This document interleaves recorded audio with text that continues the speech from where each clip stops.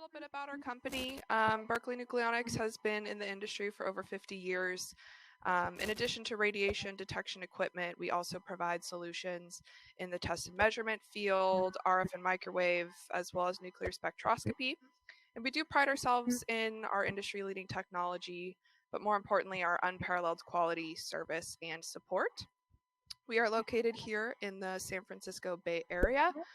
However, we do have representatives all over the world and throughout the country, so we are certainly happy to support you wherever you may be located. All right, and moving on. With all that being said, I will hand it over to Mr. Mark Slattery. Take it away. Thank you, Mia, very much, and good morning, good afternoon, all of the things that Mia said to everyone participating today. Thank you very much for attending. We've conducted trainings like this before. We prefer to do our trainings live, but given today's current health situation, we have been forced to curtail our travel. So we're trying to do the trainings best we can with the technology that's available to us. I was going to say this is not our first rodeo. However, this is Mia's first time hosting. So I want everyone, please be gentle. And she is deadly nervous right now, but she's great. Okay. Thanks, Mark. Hey, anytime. No pressure. So we'll continue to provide training. Keep looking at your emails and links to see when the next training webinars will be. Let's see, a couple of training goals that we want to discuss here. We want to learn techniques. This is what we're going to try and achieve. Pitfalls and incorrect assumptions. I don't know that is necessarily a correct thing. They're probably more likely, I want to just say maybe a few hints and tips that will come in handy, I think.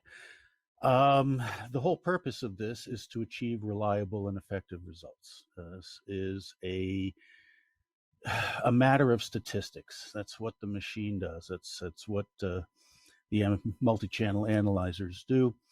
And so you want to do the best that you can to capture the correct data, the right kind of data, so it can process and give you reliable and effective results. We hope that in this 45 minutes that you will be able to learn enough that you can train others. And please, ask some questions in the chat box from time to time. It keeps me in check from digressing too much, but it also gives us an idea of the type of topics that are important to you. Let's see, I wanted to cover just a few basic things. If you're not very familiar with gamma radiation and so forth, I just want to mention that when I'm referring to KEV, I'm referring to the energy, the particular signature energy amount that helps identify one isotope or nuclide from another. So it's a kilo electron volt. There's all kinds of ways I could describe it, but it's a unit of energy. The SAM RD-120, SAMPack 120, is typically running in the range for gamma, which is from 20 keV to around 3 MeV. The branching is a little larger, but most gamma is going to be contained in that span.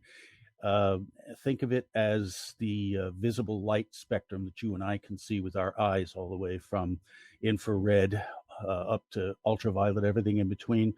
The SAM 120 can see the gamma range, the gamma spectrum from 20 keV to 3 MeV. So think of it that way. Let's see, I will probably from time to time use interchangeably words like PDA or smartphone. It's the same thing, personal digital assistant and smartphone. Let's see, isotope and nuclide. for all intents and purposes, they are the same thing. They are all variants of a particular element that has too many or extra neutrons, as makes it different than the basic stable state. Also, you may hear me refer to the SAMPack as the SAMPack 120, the SAMPack, the RD-120. I may just shorten it, just say the SAM. Please, I'm just getting you used to the fact that that is what I'm referring to as the product that we're discussing today, the SAMPack RD-120. Let's see what else we want to cover here. I think we want to go on and discover the RD-120. This, I assume most of you have. If you don't have it, maybe you know somebody who does, who's advised that you attend this. The SAMPack RD-120, it's controlled by smartphone via Bluetooth. I think we were one of the first, if not the first, to use smartphone Bluetooth remote wireless technology to control, operate the multi-channel analyzers like the SAM. The other feature is, for instance, that the SAM has a rechargeable lithium-ion battery. When it is fully charged, you can expect about 8 hours of service. The phone is going to be very much like any cell phone. They tend not to have 8 hours of service, although some do now. But the phones that we provide might be shorter than the 8 hours. So again, you know, things that you can do to extend battery life of your phone is to maybe turn off the display every once in a while. Let's see. Key specifications.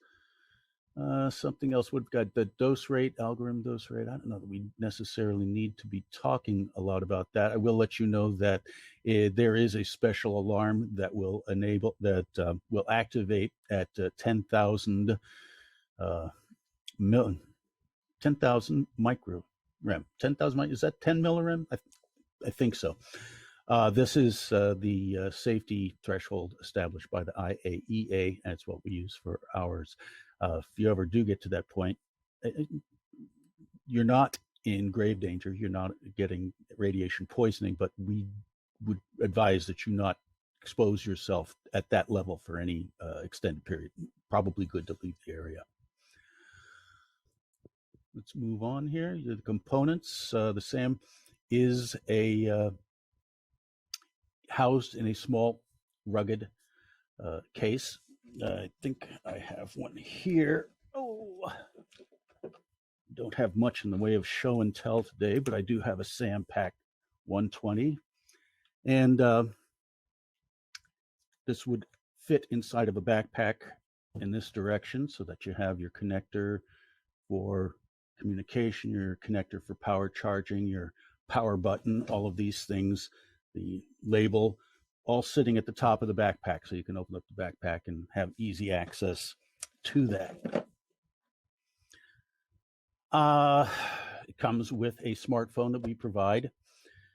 People will ask us if they can use their smartphones. Maybe you can. We do not have the resources to test every brand of phone or every version of Android operating platform. So we do know that the phones that we give you will operate the software and operate with the SAMPack 120 well.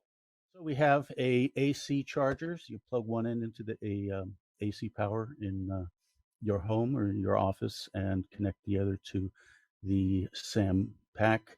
We also have a DC vehicle charger. All of these items can charge and or operate the SAM while it's charging. And then all of these items that we've discussed come inside of a larger rugged Pelican case. Water, shock resistant. We try to make it as tough as we can, as rugged as you are. Okay. Some key specifications to discuss. It's a smartphone. It's It's got memory already in it of space of 4 gigabytes. And so in the 4 gigabytes of the phone, you can store your Spectrum files. This has the capability of storing photos or images or recordings that accompany the Spectrum file. All of this is saved in the 4 gigabytes. I don't know that I can even guess as to how many, but well over, say, 10,000 spectra. I don't recommend that you save that many without cleaning it out every so often, because as with a lot of smartphones, too much data filling up the memory can slow down performance. So 4 gigabytes of storage. We ask that you not use this like a personal phone and store your photos and your music and all that stuff on a PD. Let's save the 4 gigabytes of storage for the SAM files. There's a Geiger-Müller tube inside that tough Pelican case, and its purpose is to take over as a dose rate measuring device when the SAM, or when you in your environment achieve a level higher than, say, around 10 millirem per hour.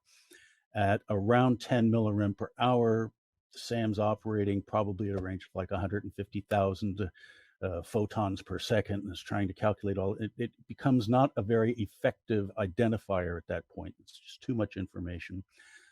So the Geiger-Müller takes over. The SAM is no longer an identifier at this point, but you can still use it as a dose rate operation device.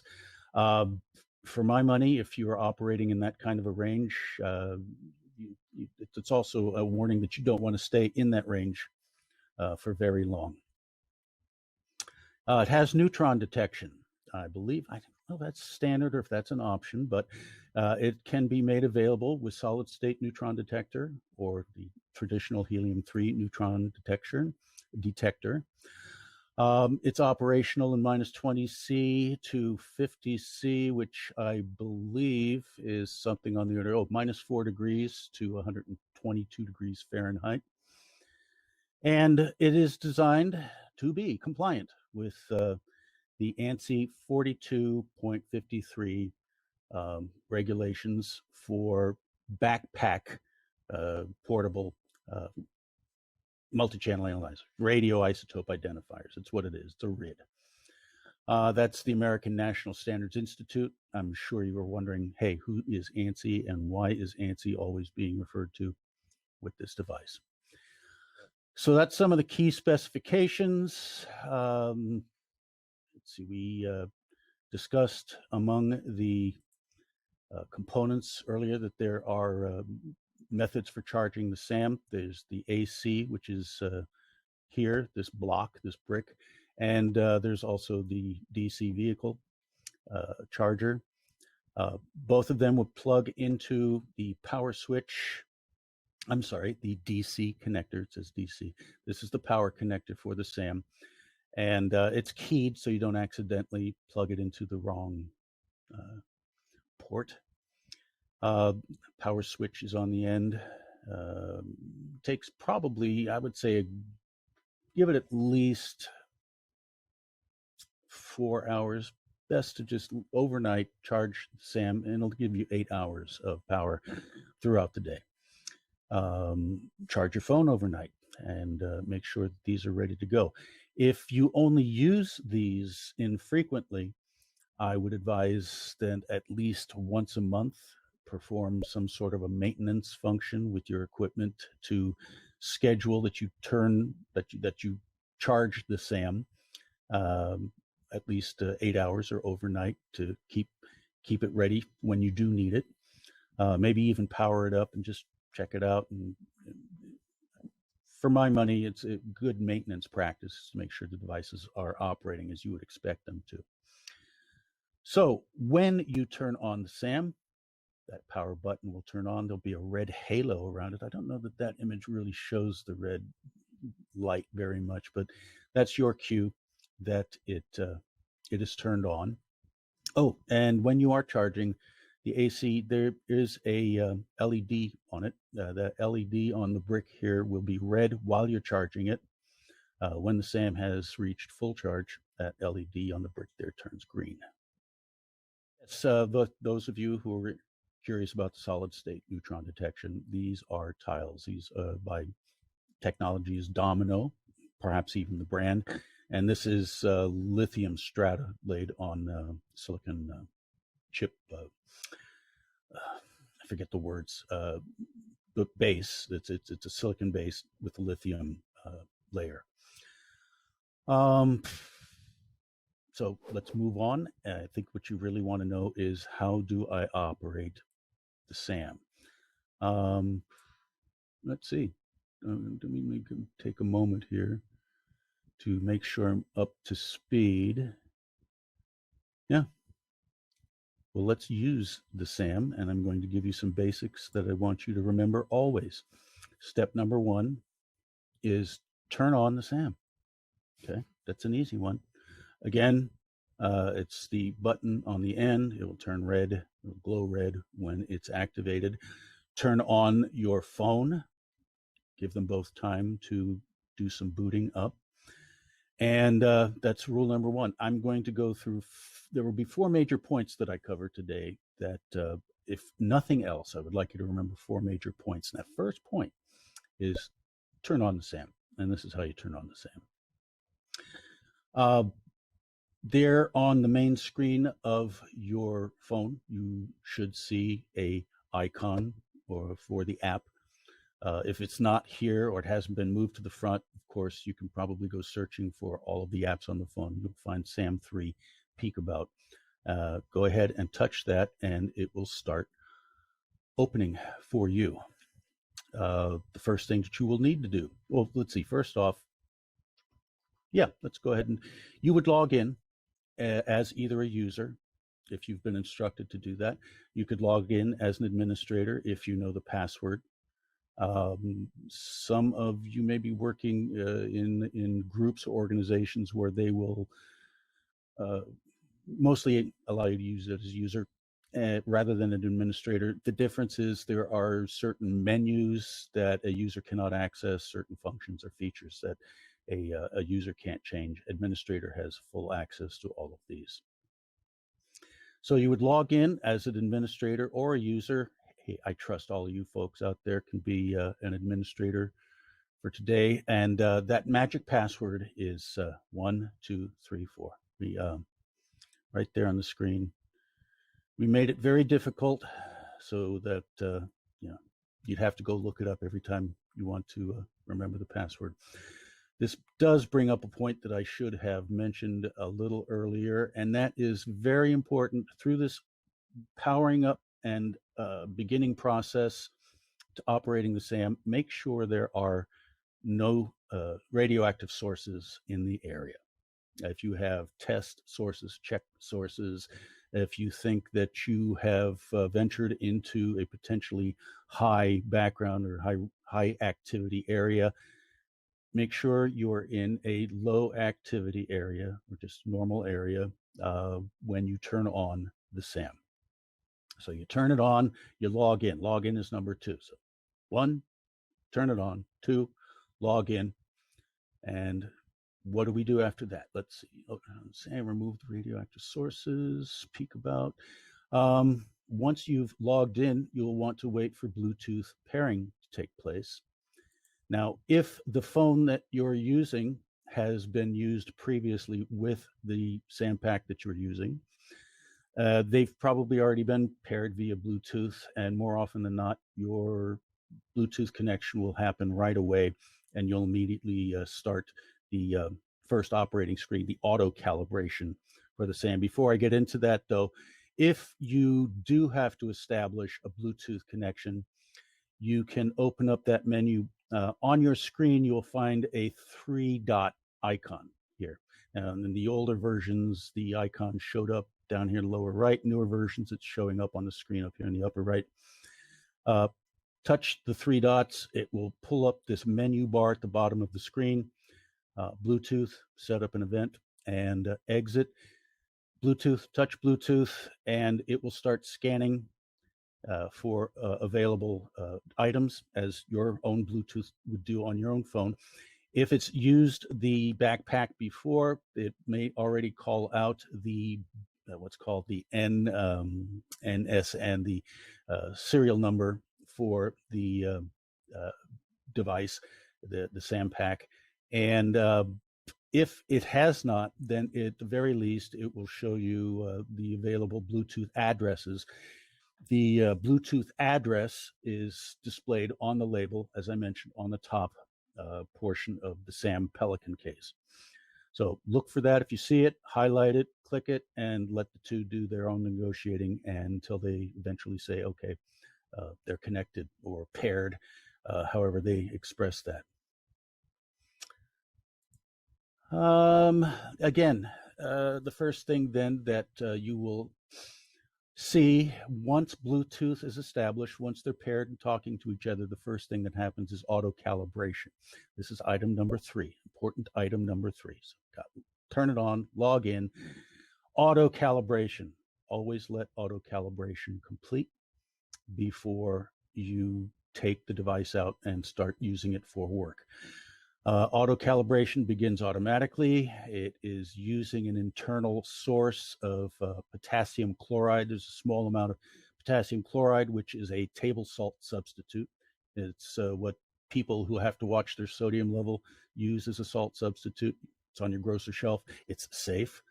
But every amount of potassium always has at least a certain level of the potassium 40 isotope, and it's very distinctive at 1461 keV, 1461, 1461 kilo electron volt. And we use that as a centering point.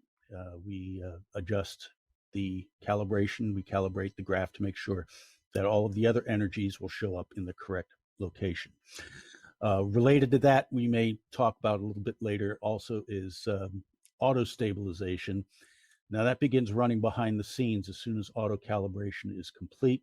What this does is help keep the calibration calibrated during operation. So it's running behind the scenes. Use the SAM, and as you normally will, and behind the scenes, it's making automatic shifts in the gain to keep the energy centered on that potassium 40 peak. This is also another segment where we don't want radioactive sources. The potassium 40 is the key energy source. We want to make sure that there are no other energy sources to drown it out. We also don't want it to accidentally see a dominant peak and say, oh, well, that must be the potassium 40 and do an incorrect calibration. So again, make sure during this whole initial process, there are no isotopes in the area. Let's see if there's anything else. Yeah, it doesn't take very long for AutoCal to operate. It is limited in small gain adjustments, both auto calibration and auto stabilization. So it can only make small adjustments. It may take a little longer sometimes for auto calibration to complete, but please wait for it to complete. It will eventually tell you the success or AutoCal complete. And once that is done, we get to the main menu. And before we go into details of the main operation menu for the SAM 120, there's one more step that you want to perform before you operate the SAM. So this is number 4, and that's perform a background reference. Why do we want to do the background reference? Well, what the SAM does is sort of takes a picture. It scans the amount of radiation and what specific energies of radiation are in your area. It stores it in its memory. From this point forward, for every 1 second, it scans again and compares the energy reference to the background reference. And anytime we start seeing peaks or anything in the background that gets above, say, double the normal background we would expect to see, then we start to call attention to the fact that you may be in the presence of raised radiation, and maybe start looking around and searching for it. So, pardon me, the background reference is very important. To do this, you would rotate the phone to a horizontal position. The magic 3-dot icon, find it on your screen and touch that. If you are logged in as an administrator, along the bottom menu, you will see calibration and background. We're not going to discuss calibration today. If you do not have your own cesium-137 source, then there's no reason for you to ever run that particular calibration exercise. If you log in as a user, you'll see what you see on the screen here, and that is strictly the operation of background. Please go ahead and touch background. What it will do is start capturing a spectrum. Now, again, this is background. This is what's happening all around you. We are constantly surrounded by radioactivity in our day-to-day activities, and it's good just to be aware of the fact that radioactivity does exist. It's in all of our environments. Fortunately, most of it is at a very low energy region. This is what has allowed this. Sorry, no fan calls during the presentation. This has allowed humans to live. It's okay. We can be exposed to this, and it's harmless. This is what's around. This is the potassium 40 peak. It's looking for that peak, and it will position that location over a specific channel and says, okay, from now on, this channel, this is my 1461 keV reference line with which I will use to keep the graph calculated. And when it's done, it will tell you it's a success. Something I did forget to mention. It's not simply just a matter of rotating the screen. When you are in setup mode, well, first off, when you're in the main screen, you want to go to setup mode, and that's down here in this corner where it says setup. Where it says mode and it says setup, that doesn't mean you are in setup mode. It means you touch this, you will go to setup mode. So you do have to enter setup mode. This the gauge will go blank. A lot of this information will not show when you're in setup mode. That is when you rotate it. That is when you pull up the background menu and perform the background reference. And I mention this because when you are done, you rotate your phone back in the upright position. And down here in the mode section, says identification. Touch it. That's where you will go. You'll go to identification mode. And that'll take you back to the main screen. The background has been stored, and you've completed the main 4 items that I want you to remember. And that is to turn on SAM, turn on your phone. When they're powered up, remember to log in, either as an administrator or as a user. Number 3, number 3, auto calibration. Please, it's important, let auto calibration complete so it can set up a level playing field. And number 4, perform your background reference. And these are 4 major items, if nothing else. If you think you're ready to doze off now, well, that's okay, but I hope you at least took these 4 points with you from this presentation, as I want to go and drone on and on and on. In fact, this might be a good point for us to perhaps take a little break. You've done everything that you can to this point to get yourself set up for radiation monitoring. We'll discuss that in a moment. I'll take a break so you folks can listen to Mia. Probably be good to hear a different voice than mine.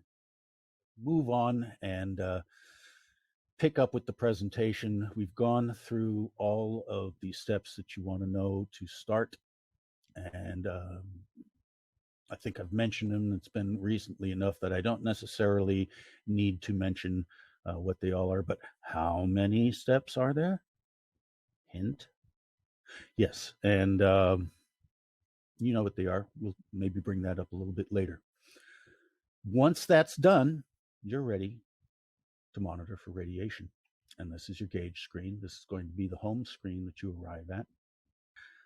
It'll also have the serial number, one of the serial numbers for the SAM located here, tell you what kind of a background mode you're in. If we have time, we'll discuss the difference between two different background reference modes.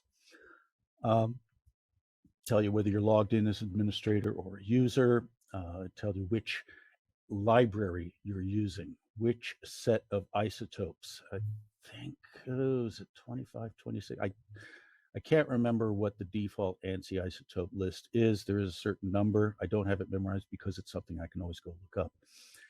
And these are the key elements that we would want most any radioisotope identifier to be able to identify. And this includes industrial isotopes, medical isotopes, naturally occurring radioactive material, norm in your background here. Special nuclear materials, we hope you never uncover that one. It's got its own classification as well. So these are what you will be looking for. Your SAM identification or your SAM battery level is displayed, lets you know whether you have the neutron option active or not. Really what's key is what's happening in the center here. This is your dose rate, in the yellow letters below it is your count rate. So that's microrem per hour is a dose rate. No point in going too much into what microrem per hour is. We use rem instead of rad or rentgens or R because we're more concerned with the health of the operator. So we will often reference then this in dose rate in terms of how it's most likely to affect the operator. And then the gamma counts per second. We also kind of have a visual scale for you to look at. While you're searching, the scale will rise and fall. If it gets above a certain level, it'll probably turn red. This will turn red. That means you've got an alarm. We'll cover alarm in just a little bit. Don't be alarmed when the alarm happens. But you'll see, and if you have yours now, I invite any of you, I should have mentioned this earlier, I suppose, if you have your 120 with you, you have your phone with you, go ahead and go through the process, power up, log in, AutoCal, Bluetooth, and get to this screen. One of the first things you notice is this is constantly moving. It never stays the same. Every second, it's showing a different value. Yeah, because we are updating the situation around you every second. You scan it, compare it, we report it, we scan it again, compare it, report it. That's what you're seeing here. It's also a reminder that radiation is a fluctuating energy. It's not like a beam, like a microwave beam, where this is a certain frequency at a certain power and it does not deviate from that, or laser in the same way. This is a kind of energy that fluctuates constantly.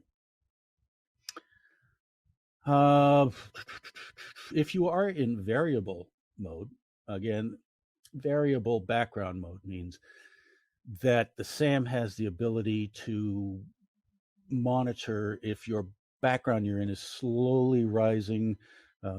This is helpful mostly to people that might be doing some sort of work for, say, like a geological survey over an area, over some acreage, to make sure that there are no nuisance alarms happening. But it's teaching itself. It goes back and looks at every previous 20 seconds worth of background to say whether, or should I maybe change that threshold a little bit. Otherwise, you can use a fixed background where you get to pick a certain number of counts per second. It says, well, if my counts per second ever get above this, I want to be notified of it. And this is typically what happens when we hear the alarm. So automatic background connection. We've got behind the scenes, told you already about auto calibration and auto stabilization. Here's a good point to bring up. Because of the calibration and stabilization, and every so often it wants to get a good view of that potassium 40 peak, when you are operating the SAM, when you have an opportunity, it's good to just sort of step away from the searching, go somewhere where, you know, the count levels and the micro-REM, the dose rate levels are normal, as they were, for instance, when you first started searching. Give the stabilization feature a break, and it gives yourself a break too. So as a natural part of best practices, step away from the radiation from time to time. Take the SAMPack with you. Let the stabilization help adjust calibration. Let's see.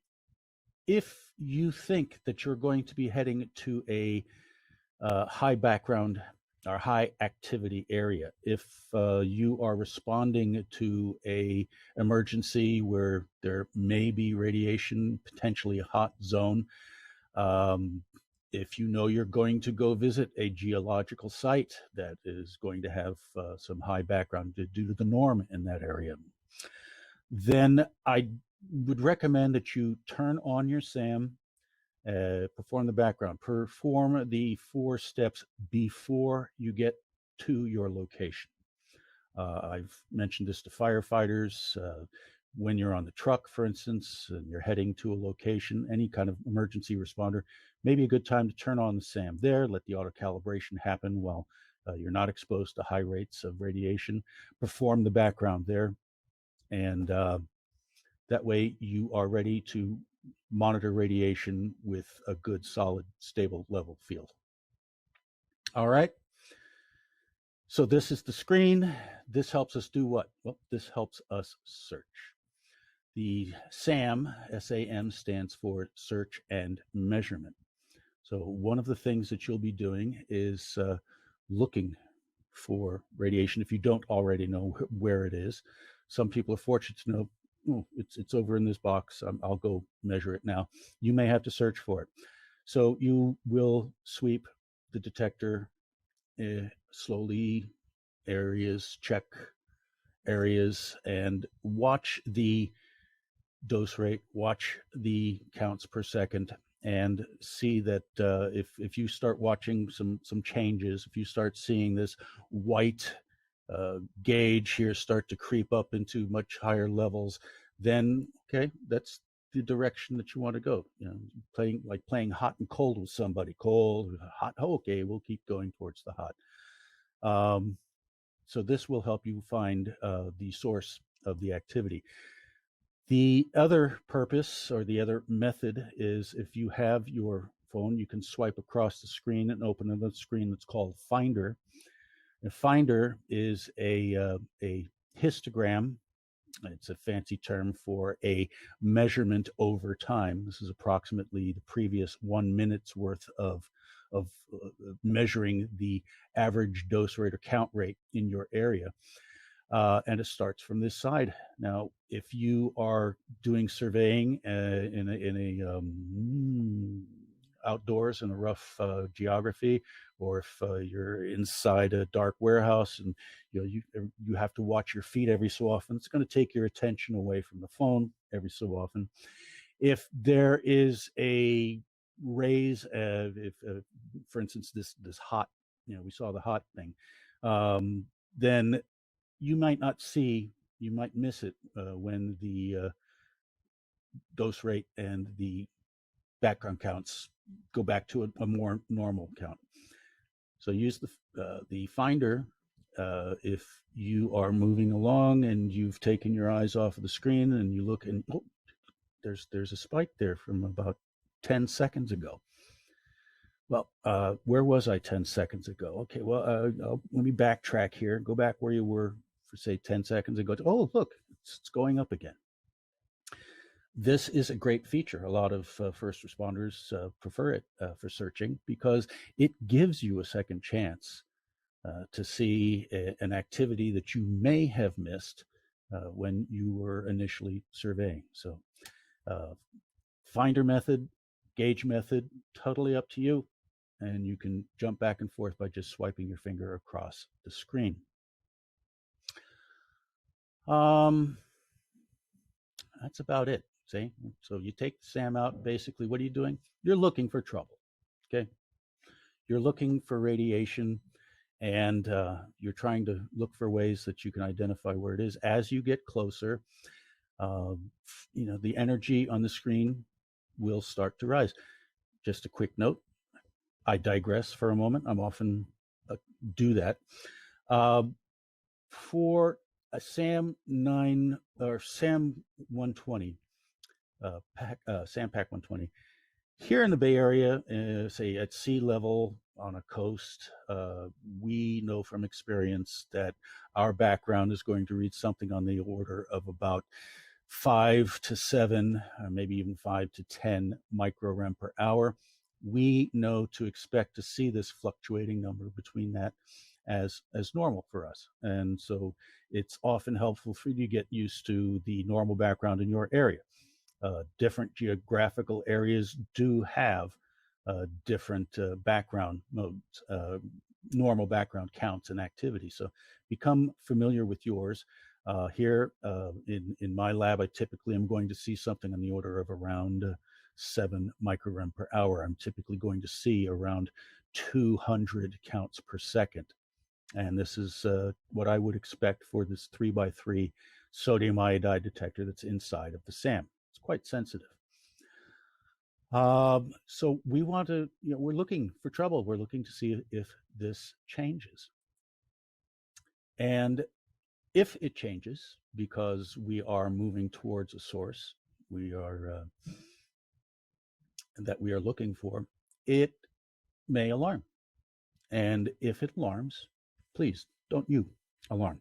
Hydration mode here.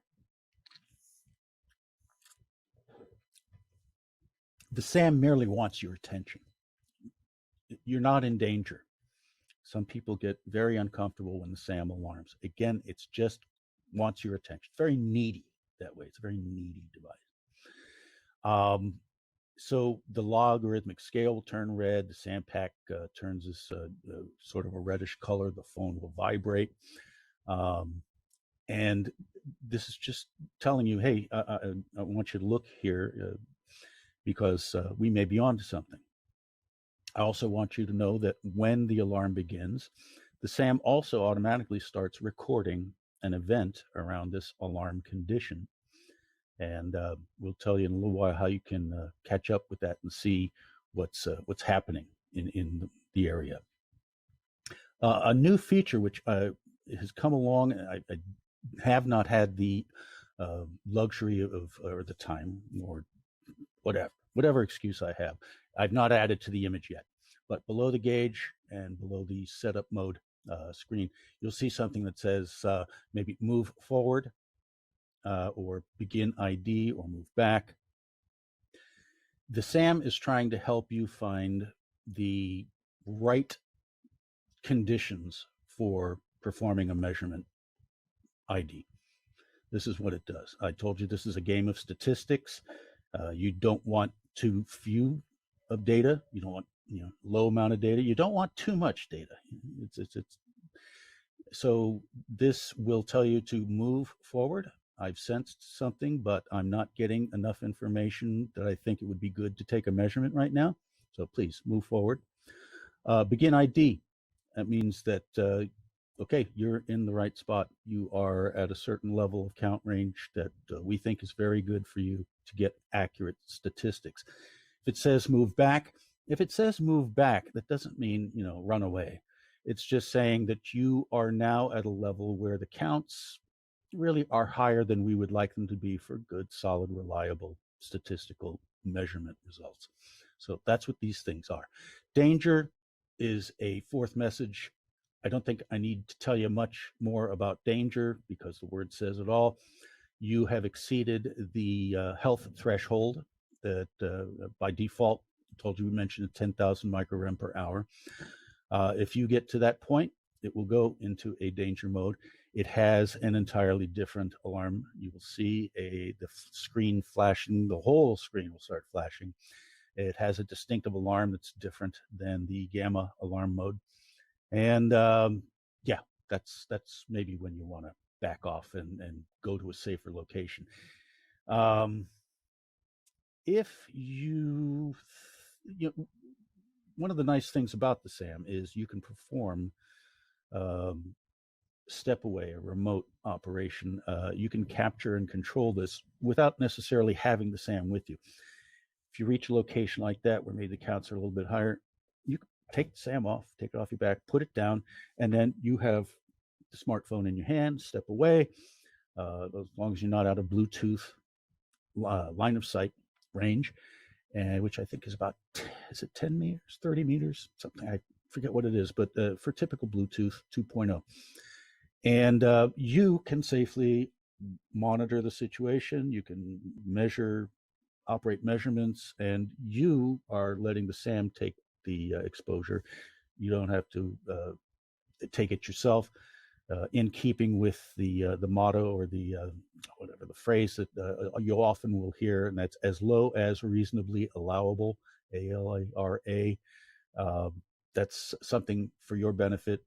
Why expose yourself to radiation any higher than you really need to have at any time?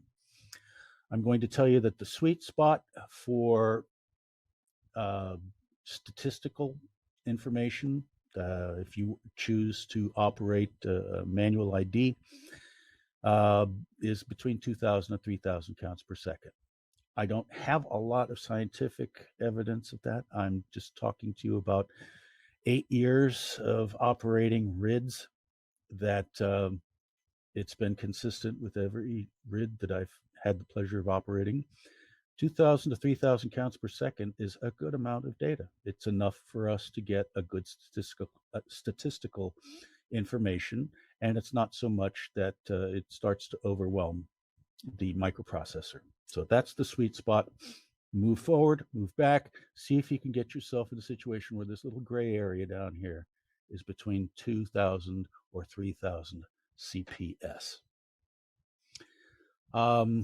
Again, I mentioned that the alarm will automatically start a graph. It will start a measurement, and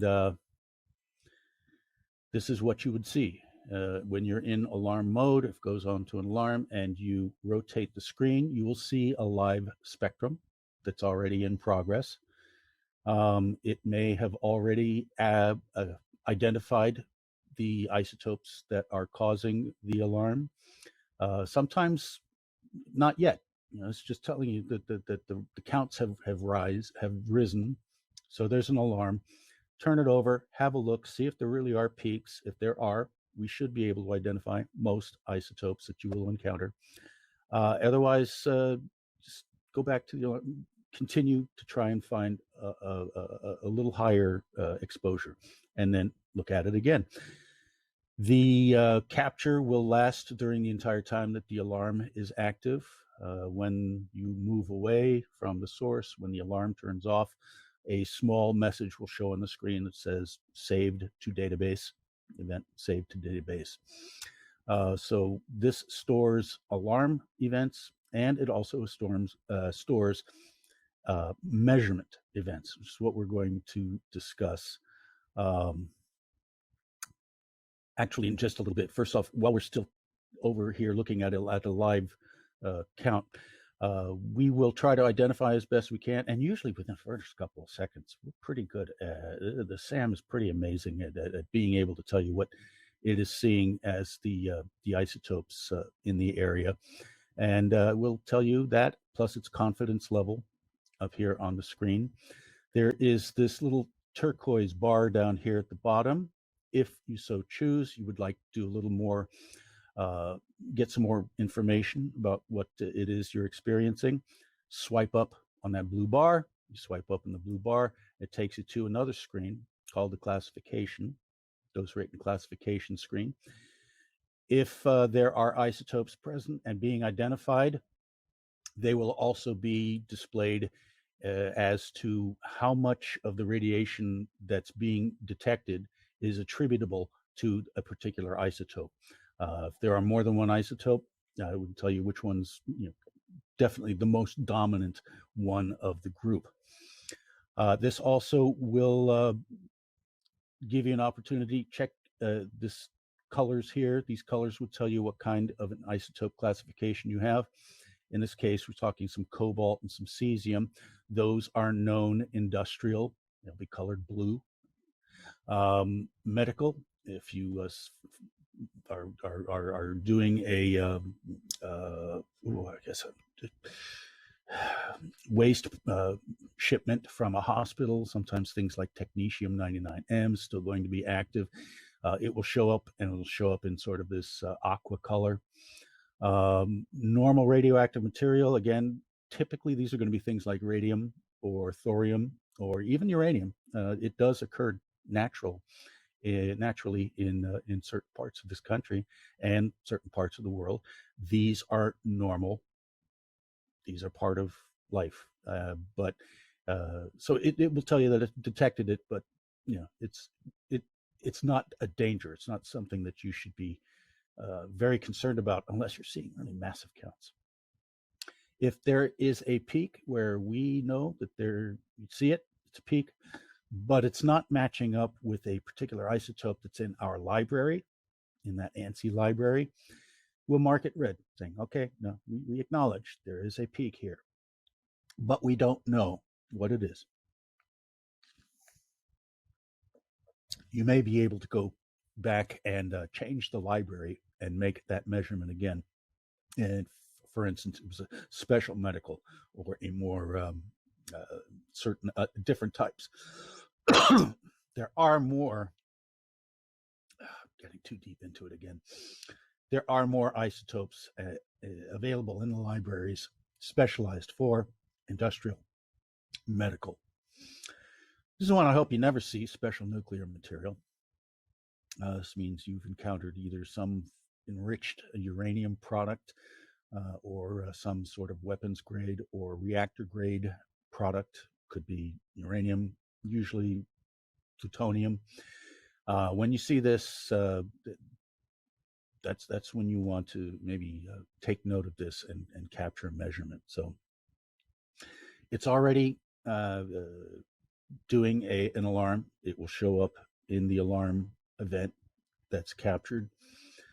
But again, this is what you can, by flipping back and forth on that blue bar,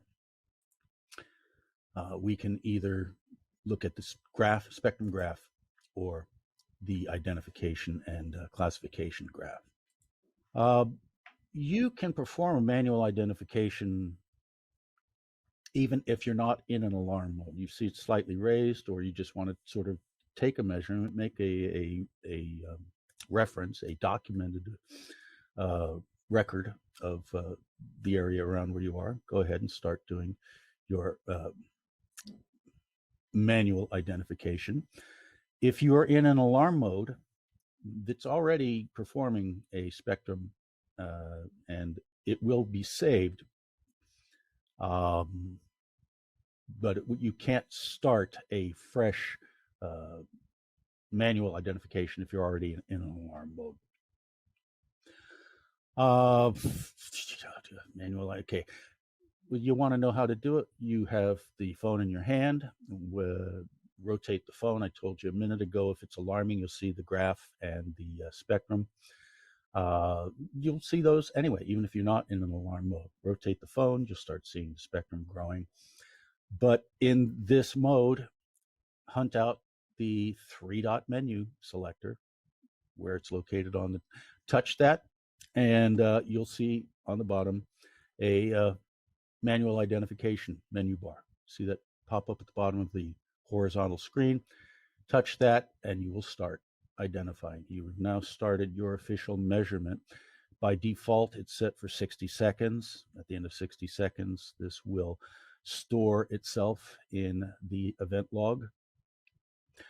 During the time that you are performing this measurement, if the counts are kind of low, if it's not, it's below, say, 2,000 counts per second, or maybe just a couple hundred counts per second, sometimes if that's as close as you can get, if that's the highest energy or activity that you're able to capture, you just can't get any closer. Get as close as you can, but if you can't get any closer, then you can extend the amount of time that you're collecting data. This is another way to help improve the statistical information that you're collecting. So over in the side of the screen, pardon me, you can extend or shorten the 60 seconds, default 60-second capture. Touch the up, touch the down. You will extend or decrease in increments of 30 seconds. Or, I'm sorry, is it 10 seconds? 30 seconds. 30 seconds you will add, and you don't have to stop. You don't have to start over. You go, okay, now I have to change this to a longer measurement time and start again. You can do it on the fly. You can do it while you're measuring and make that decision and act on it immediately. So rotate the phone, start manual identification. You will see the same screens that we saw a minute ago, while during the alarm mode. Let's go back here. Again, if you're taking a measurement, if there are isotopes present, they will be identified if it's in the library. And there will be more information available for you if you go to the classification screen by swiping the blue bar up or back. So again, don't be alarmed. Just wants your attention. It will start its own in case you at least forget to start to capture things. This is a nice feature about the SAM 120 is it will record an event that was triggered by the alarm. And if you wish, you can perform your own manual identification. And maybe now, that's probably a good time. Let's see if there's any other notes. Measurement of purple identification. These are pretty much the basics. What we've covered so far is how to prepare the SAM for operation and some basic operation of the SAM. That is, how can I go find? What will I be looking for on the SAM to help me find a source of radiation? Once I have found that source of radiation, what can I do to record this event in case there are other people that want to know the information that I'm observing? So, good time for another break. I hope Mia has more to discuss this time, so this break could be a little longer. Yeah. Yeah. Oh, yeah. Okay. Hello. Hey. Don't forget to hydrate. A nice feature about the PeakAbout program, when you open it up, when it's made, the pairing and auto calibration is complete, and it gets to that menu screen. If you have Wi-Fi connection of the phone to your local Wi-Fi network, it will tell you if there is a newer version of SAM PeakAbout that you can download to upgrade. The instructions for how to do the upgrade are in the user manual. It's maybe a good topic if we do another more advanced training for the RD-120. But if you own one now, it might be good to make sure that you're operating the most current PeakAbout, which I think is, might be wrong, 4.0.13, I think is the most current version of PeakAbout. Just thought I'd throw that in because I interrupt Mia. I can't help it. So yeah, we do have some end users in the audience, so that is a great note for them. Thank you. We do have a few more questions coming in. There's a good one here from Donald. I just happened to see this one. If the phone dies, can you plug a thumb drive? I'm sorry about that. The information is being stored in the phone. PeakAbout, the application that allows you to operate the SAM, is your not only your operation guide, it's also your storage guide. So, good question. No, you cannot use a thumb drive to find out what you may have missed. Well, we may have to power through the remainder of this training because there is still more to cover, and I've already gone over time. But for me, that's nothing new. You're doing great. I was telling Mia I joined a 12-step program for compulsive the road talkers. To recovery. Right. It's called On and On and On. And yeah, it's, hi, I'm Mark. I'm a compulsive talker. Anyway, let's move on again. We've covered preparation. We've covered operation up to the point of capturing events. If you want to do these events, you want to perform a little more analysis on them, if you want to share them, go back and recall some of the information. These are the things that we're going to start covering next. You will find the records that you've been capturing in a place called the event log. How do we get to the event log?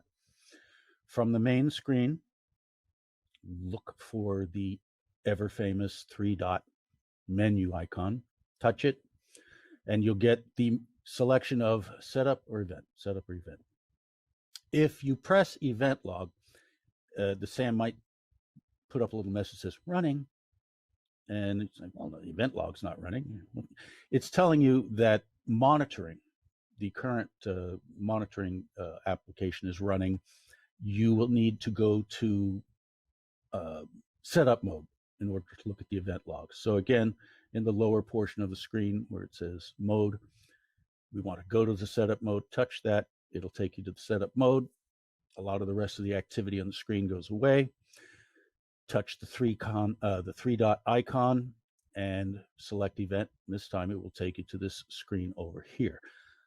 There's been a few updates and upgrades to the firmware since this image was captured. Besides numbering the event that you've stored, it will also identify whether it was an alarm event or whether it was a manual ID event. But here it will tell you, refer to you to date and time, tell you a little brief things about maybe the amount of activity that was measured. It'll tell you if there were any isotopes measured and what they were. This is helpful if you say, boy, I wanted to go back to that place where, what time was it when I made that really good spectrum? So look it up here, use time date tags, and go hunt up a spectrum. I don't think we've introduced the capability of marking favorites yet. That's something we may consider for the future. But if you're cognizant of time when you were operating and then making a measurement, go back, search through, and find that.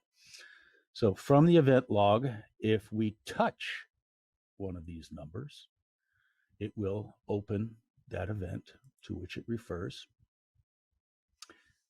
Rotate the phone again. Rotate the phone from the vertical to the horizontal. And of that event, the first thing it will show you again is the spectrum graph of what you measured. If there were detected nuclides, it will tell you which ones they were, give you a little brief information about them, like their dose rate. So again, this is a little review of your event. But there's more information available in the event log, or in the event report itself. So there's the event ID. There's another tag here called event info. If you touch the event info tag, it will take you to another set of data, which will now tell you, the length of the event, the time, the date, who was the user, where was the location that you recorded this measurement. If you have, if you wish to record a note to yourself this was on a concrete slab out in the sun, or any little comment you want to make, touch the word comment at the bottom of this tab menu, and keyboard will come up so you can text in, write little text to yourself. This information will be saved with that event. So even if somebody else go back and look at that event, they'll get all of the event information, but they'll also have access to any notes that you saved in a text format. So that's another good feature of the SAM PeakAbout actually software. Touch done to save it, and the keyboard will go away, and you come back here to the event info. You can also, if you wish, look at me, I'm clicking on it like it's going to go there. There's a tab here called Photo and Video, and if you touch that, it will take you to the third tab. From this screen, you can activate the camera. You can activate it for video mode. You can activate it for single shot mode. You can take a photo of the object or something that you want to do to associate with the event. So if you've just recorded an event, okay, I measured my ID. It says saved in DB. I'm going to turn my phone over, go to setup mode, open event log, look at the most current event. Oh, okay. And then I'll press photo video. I'll take a picture, take a couple pictures, make a recording, and turn it back over, get out of the event.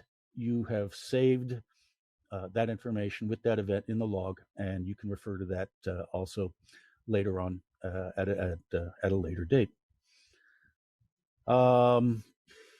So operating cameras on a PDA and or a smartphone is pretty simple. I don't think that there needs to be a lot of detail about that.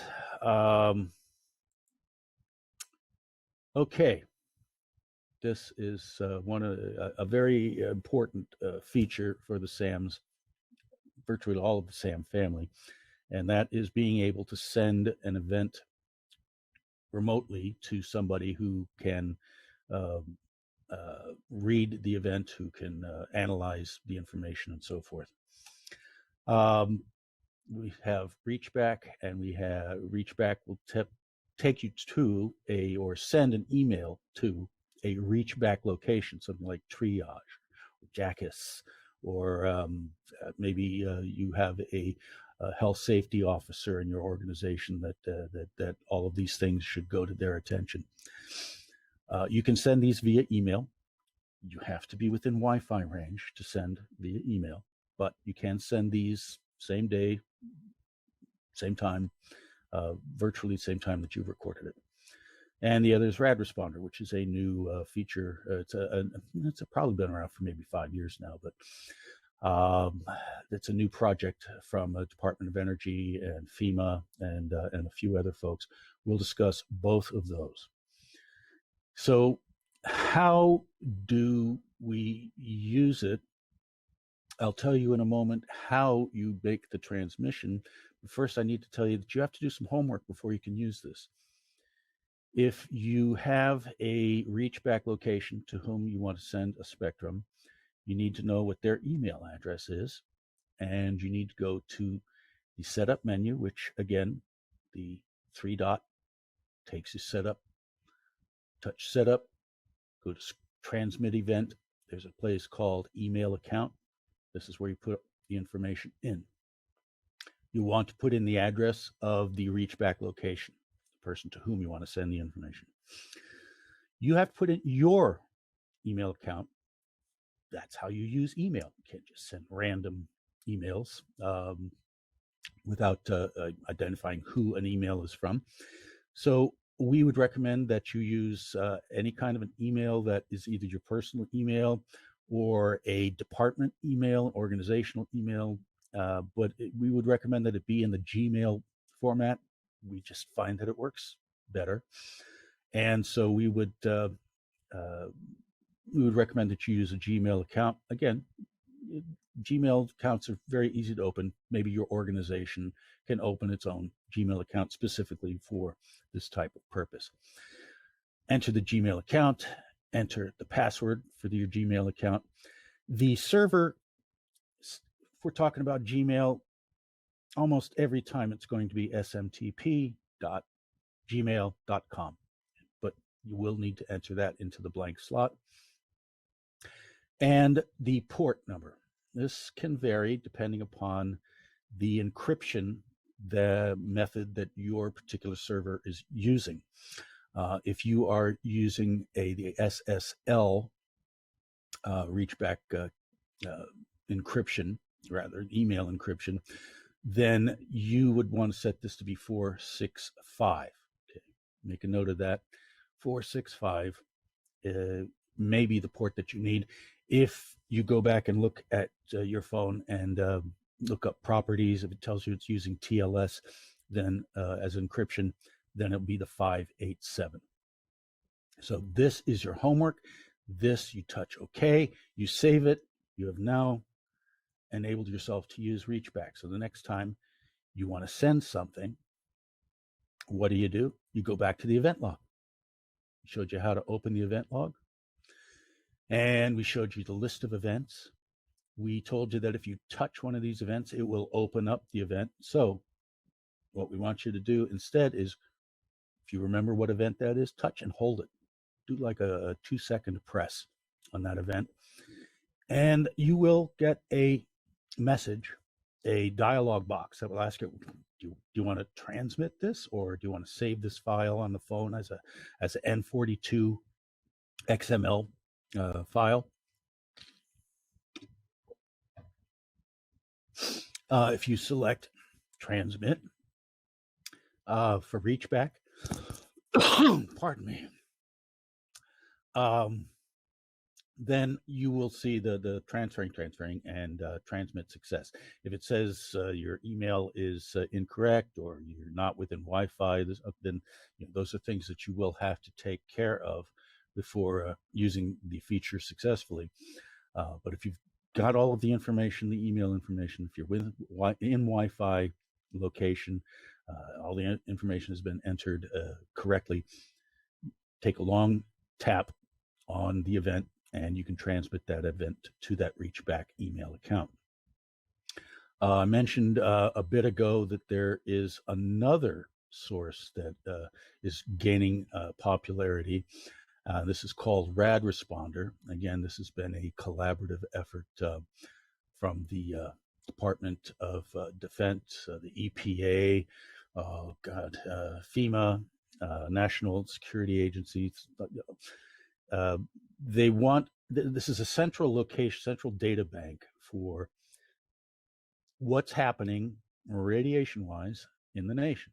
Just sort of taking the pulse of different locations to see if, hey, there's an activity, or somebody has sent us an emergency response. There's an emergency at a particular city or particular place in the United States. So it's becoming more popular. A lot of people are using it. A lot of organizations have already established their RadResponder account and opened up their sponsor identification. This is something that you will need to do. That's part of your homework if you want to use this feature for transmitting RadResponder information. So ahead of time, you go to RadResponder online, open an account with them. Once that is established, you will go to the event, setup an event, pick setup, go down to the RadResponder menu set, and there's the RadResponder setting or RadResponder mode. Touch that. It'll take you to a screen here which allows you to enable or disable the ability to send RadResponder. You will log in. You'll log in with your RadResponder account that you've already established with that organization. The event type. Now, by default, the event type is listed as an emergency response, and that's helpful if you truly are sending an event that is the result, and maybe that's why someone used it as the default. So it's always quick to get to. It's always there. We would recommend, though, that you touch that menu and select something more like testing or training. There's a couple of other solutions that will allow you to send this, allow RadResponder to see the information, receive it, and understand that this is just a check-in. This is just a test. We don't have to take this as an emergency or urgent situation. Same way that we are to transmit it, we go to the event log. So we go back, touch setup event log, and press event, and opens the event log. Pick the event that you are interested in. do a long press on it, like maybe 2 seconds, and the menu will come up. This time you'll have a choice. Because you've enabled RadResponder mode, you'll have a choice of sending via email or sending via RadResponder. And choose the one that you want, press go, or press that item, and it'll start transmitting until it says success. And those are, I think, really the most salient features that we're trying to use today. That is how to prepare the SAM, how to operate the SAM for basic alarm measurement, alarm capture, and ID measurements, and what you can do with those events that you capture. You can add information to them. You can transmit from the phone to these locations and send them this important information. And if there's anybody out there that's still awake, or if there's anybody out there at all still watching, thank you for sticking through this. I think I've pretty much covered the important stuff. And Mia, save me now. Wonderful. I am still here. I'm awake. All right. Let's quickly move on. Thank you so much, Mark. That was in-depth and extremely informative. But before we jump to the Q&A period that I mentioned earlier, I just wanted to quickly highlight our newest educational platform called B&C Academy. And if you go ahead and visit academy.berkeleynucleonics.com, you'll find various courses regarding radiation detection, scintillators, and much more. But these interactive courses include videos and diagrams and pop quizzes and fun things like that. So they're just great as refreshers or for any students or new employees that are entering the field. So feel free to pass this on to your colleagues. And let us know how you like it. All right, and moving on, that concludes everything. So here's our contact information, and if anyone has any additional questions, please feel free to send them in the chat now. I do have a few listed. Okay. Mark, are you able to see the questions that are coming in? Do you want me to go. read them to you? Stump the chump. Might be helpful if you go ahead and direct me to a particular one. I do believe that PeakAbout has in its reports the ability to record latitude and longitude. So you would use your phone's GPS. It will record latitude and longitude. If in the location setup menu, this is more like a way to remind you of where you were that day to make these measurements, like Stinson Beach or World Series Game 3, or notes like that. It's more of a reminder thing. Actual location can be captured with the GPS function of your phone. That is a 1024 channel spectrum that you're looking at. The processing is done at 4096 channels. The display is exhibited that you saw at 1024. It's linear. So again, know that the lower energies are going to occupy very little space, kind of in the lower energy area, very skinny peaks. The more higher activity isotopes will be sort of fatter, rounder, but they'll still be focused and centered on a particular energy. And I didn't mention this, but if you're looking at an event, or while you're measuring it, or while you're reviewing the event, if you touch your finger to that x-axis, a blue cursor should pop up, and you can slide the blue cursor to any of the peaks that you have, and it will report what channel it's on and what energy that channel is. So it's another helpful analysis tool.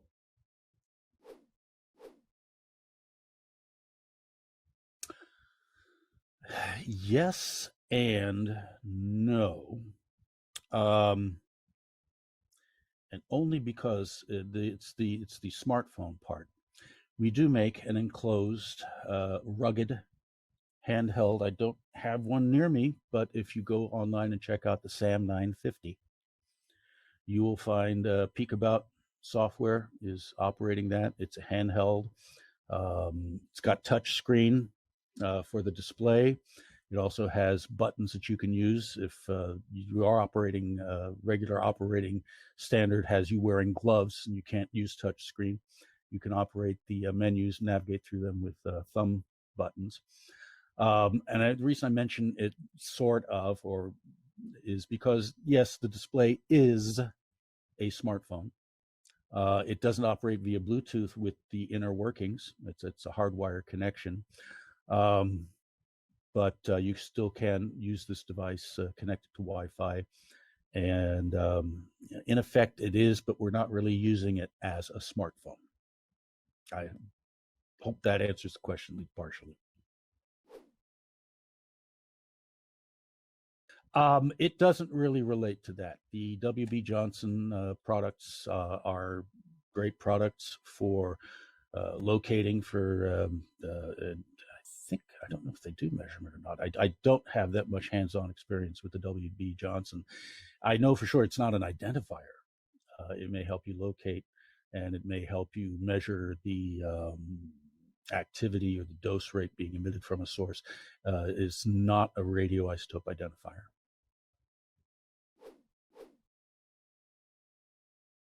Okay. If you're going to be operating in that environment as your normal location, and you know it's a high background, and what you're searching for is sources that are above and beyond the normal background, then be aware that when you turn it on, if you can find a place where the count rate and the dose rate are the lowest, maybe in a shelter, in a basement, in a cellar or something, somewhere nearby, try to do the auto calibration there. That will help. If this is a very high background, then you may want to perform manual calibration with a cesium-137 source. And again, you'll need access to a cesium-137 source. You need to sign as an administrator, and the full instructions are included in the user manual. So this will allow you to do a different kind of calibration. It's still it is still an energy calibration. We're just using cesium for that calibration. The potassium should still be located where it's supposed to be. And you would run when you've done the energy calibration, on that very same menu on the bottom of the screen is then background right next to it. So when you completed calibration, remove your cesium source, touch background, and now capture a background of this area, this region that you're going to be operating in that day. Hopefully, I think answers that one.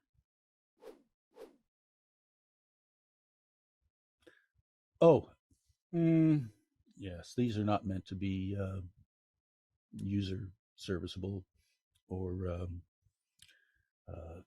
we have our ways and means. These are not to be calibrated outside of the factory. Right. So contact us at our website. Go to the RMA. There's a form to fill out for return authorization. Tell us you want calibration. Someone will respond to you fairly soon with RMA instructions and maybe even a quote for how much the calibration service is. Perfect. I'm not certain I understand what they're asking. I'm going to take a guess, and I'm just going to address this based on an assumption. Maybe you're asking what is the efficiency of the detector across the full spectrum. It's a pretty flat line. We will do our energy calibrations. We know what the efficiency is at certain energy points. I know for sure we use the X-ray at 32.9 for cesium. We use the cesium peak at 662. We also use the potassium at 1441 to give us a pretty good spread. And then we fill in the blanks to create an efficiency curve for the detector that's really quite level, quite flat. pretty regular, all the way from the low energies to the high energies. If that's what you're asking, that's the answer. If it's a different question, by all means, you can send it again to info@berkeleynucleonics.com.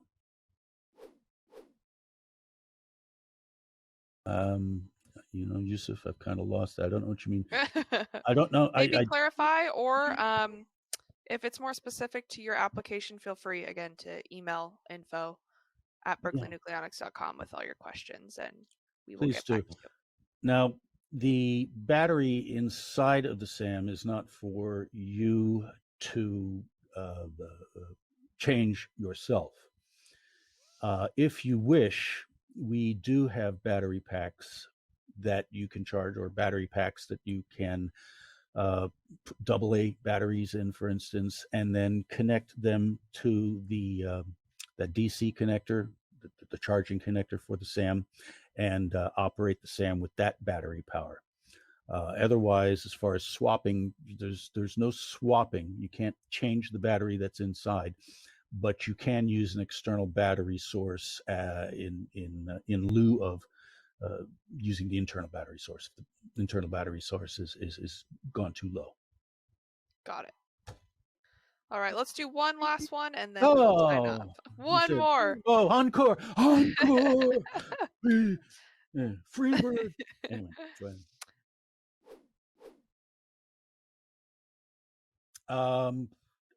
That's going to depend on a survey meter. Okay. There's so many different kinds. Depends on the technology they're using. We believe, and we calibrate these devices so that they will at least be within 20%, which is our understanding is acceptable in the radiation industry. You can expect 20%, plus or minus 20%, with some other dose rate device. Wonderful. All right. Well, I think we're all done here. That concludes today's training. Mark, do you have any last comments or things you want to add? Thank you very much. I think most of you have the email address. We're here to take your questions. Either Jaswinder Singh, he's a good guy. Alan, he knows a lot of stuff. Myself, we've got many people here that will be able to answer your questions. So send them in. We will do our best to respond, at least respond right away, to tell you if we are looking for the answer or if we already have it. We're pretty quick. Wonderful. All right. Well, thank you so much. Thank you, Mark. Thank you, everyone, for joining. We really appreciate your time, and we look forward to working with you in the future. Thank you. Signing off. Bye, everybody. Bye, Mark. More water.